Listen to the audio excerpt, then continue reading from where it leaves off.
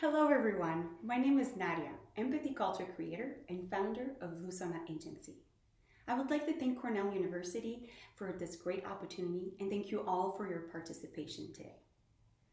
A couple of years ago, I had the privilege to lead a team of sales professionals at a large hotel. I was thrilled with this new role, but little did I know I was in for a treat as the team I was asked to manage was broken. Yes, you heard me right. Employee morale was low, productivity was suffering, and all team members felt disengaged and even burnt out. Something I'm sure you can all relate to. So yes, my team was broken. I embraced the opportunity and I knew that the only strategy that I would allow me to create an inspiring workplace where everyone could thrive and be happy was by fostering the power of empathy. So today, I will share with you what is empathy, why we need it in the workplace, and how to foster the power of empathy to become a more effective, inspiring, and engaging leader without feeling overwhelmed or burnt out. So what is empathy? Empathy is a very abstract and complex concept, and it's often tricky for people to define it, even trickier to apply it. So let's explore this concept together. There are 3 levels of empathy. So the first one is emotional empathy, the heart.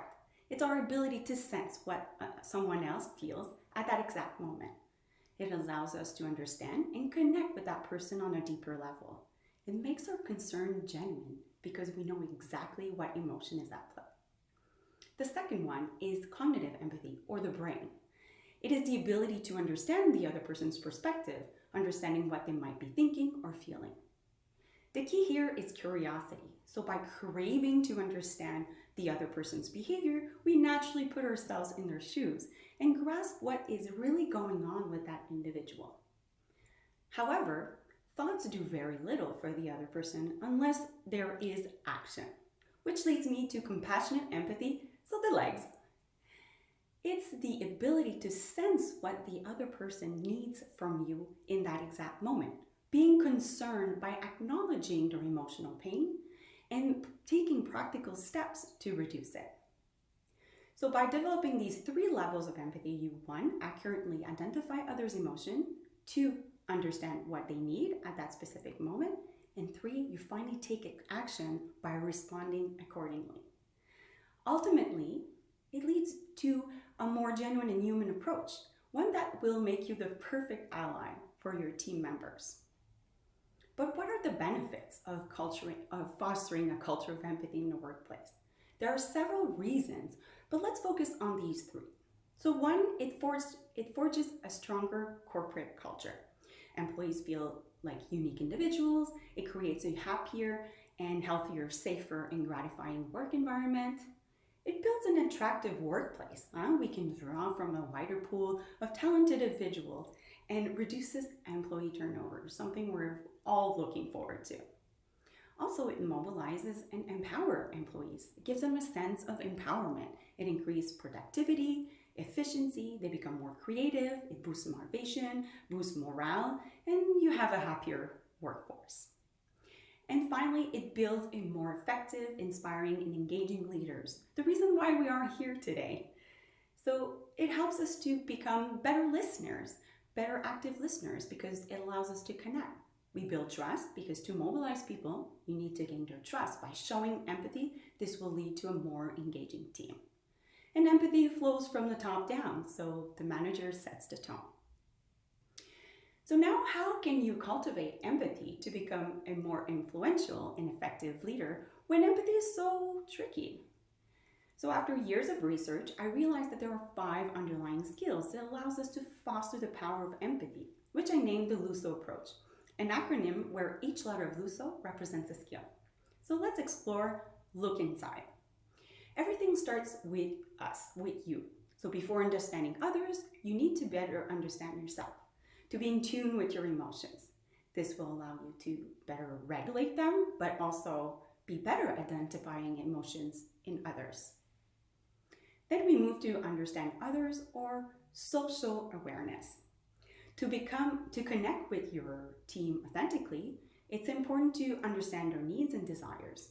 It means slowing down and interacting with them on a regular basis, or simply observing them. To do all that though, we need to have the right attitude. By setting the right mindset, you become more attentive to people around you and become better at problem solving and finding the right thing to say or do once you better understand the situation. And since we're gathering information to better assist the person in front of us, we need to practice active listening. Practicing active listening can be challenging for most of us because we want to be heard. But here, it's crucial to reach effective communication as it intentionally focuses on the speaker. By focusing on the speaker, not only you better understand what they're saying, but it also allows you to notice the things that are not said. And finally, now it's time to take action. As we saw in empathy, this is about action. And this is possible by being curious in order to offer more personalized and genuine response according to the information you have collected. So by developing these underlying skills, this is what will separate you from the competition. You will show your team that you have seen them, heard them, but also you will make them feel amazing because you offer them a very personalized response. It's a way of showing up. As you can see, these underlying skills are the key of fostering the power of empathy, and these can be applied to all our relationships without exception. So now you're probably wondering, was I successful with my team? Was the power of empathy enough to fix my team? And the answer is yes, and the results were beyond my expectations. After only a few months, this new corporate culture created a safe working environment for my team where their ideas, opinions were heard. My team members were now happy to come to work, and they were more engaged and productive than ever. It had created a synergy I had rarely seen elsewhere, a positive vibe that clearly had an impact on their lives.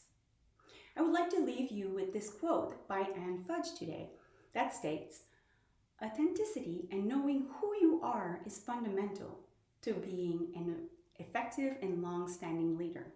So my question to you today is, what skill of the Luso approach will you be developing first to move forward in this changing world to become an effective, inspiring, and engaging leader you have always aspired to be? Thank you all for your participation and wish you an inspiring rest of the day. Thank you.